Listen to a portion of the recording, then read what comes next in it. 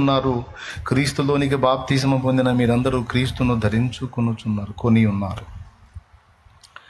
ఇప్పుడు మన మీద ఎవరు కనపడతారు? తండ్రికి తన కుమారుడు కనపడతాడు. ఆ కుమారుణ్ణి బట్టి మనమందరం ఏమయ్యాం? విశ్వాసమును బట్టి కుమారులమయ్యాం. ఏమండి, ఒక్క దెబ్బతో ఎలా మారిపోయిందంటే, ఉగ్రతకు గురై నరకానికి పోవాల్సిన మన బతుకులు ఎగ్దం పరలోక రాజ్య వారసత్వాన్ని స్వతంత్రించుకునేంత కృప ఉంది.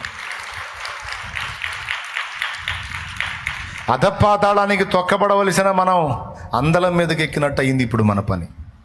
ఎవరిని బట్టి? అది అందుకు యేసుకు జన్మత జీవితమంతా కృతజ్ఞత కలిగి బతకాలి. నా కాంతి, నా శాంతి, నా కాంతి,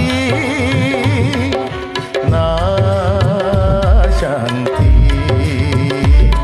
జయంతి వర్ధంతి నా వర్ధంతి, నా జయంతి జయంతి వర్ధంతి నా వర్ధంతి, నా జయంతి.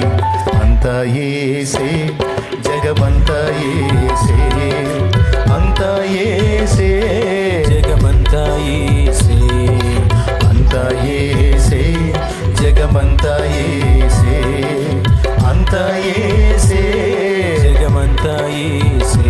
దేవునికి మహిమ. యేసు ఎందుకు నాకు హీరో అయ్యాడు? యేసయ్య ఎందుకు నాకు హీరో అయ్యాడంటే, నా భారం మోశాడు నా తండ్రి. ఉగ్రత ఘటమైన నన్ను తప్పించి దైవోగ్రతను తను స్వీకరించి తన ప్రాణమిచ్చి తన రక్తమంతా ధారపోసి నాకై చిత్రవదన అనుభవించి నా శిక్ష అంతా తను మోసి నాకు రక్షణ ప్రసాదించి ఉగ్రత తను తీసుకొని నిత్య జీవాన్ని నాకు ఇచ్చాడు నా ప్రభు. అందుకే ఆయన నాకు ప్రాణప్రియుడు.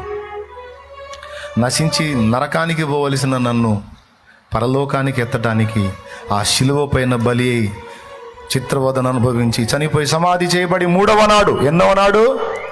పెద్దగా చెప్పండి. 33వ నాడా? 3వ నాడు, 3వ రోజు తిరిగి లేచాడు. 40 దినములు శిష్యులకు కనపడ్డాడు. 500 మంది కంటే ఎక్కువ మంది కనపడ్డాడు. క్రీస్తు పునరుద్ధానమును గూర్చిన సాక్షులు 500 మంది కంటే ఎక్కువ. 2-3 సాక్షులు ఉంటేనే మాట నమ్మాలి. అట్లాంటిది 500 మంది కంటే ఎక్కువ మంది సాక్షులు, యేసు పునరుద్ధానానికి సాక్షులు. ఆ యేసు లేచాడు, ఆరోహణమే వెళ్ళాడు, త్వరలో రాబోతున్నాడు. 2వ రాకడ గురించి కూడా తెలిసి ఉండాలి. రాబోతుంది యేసే.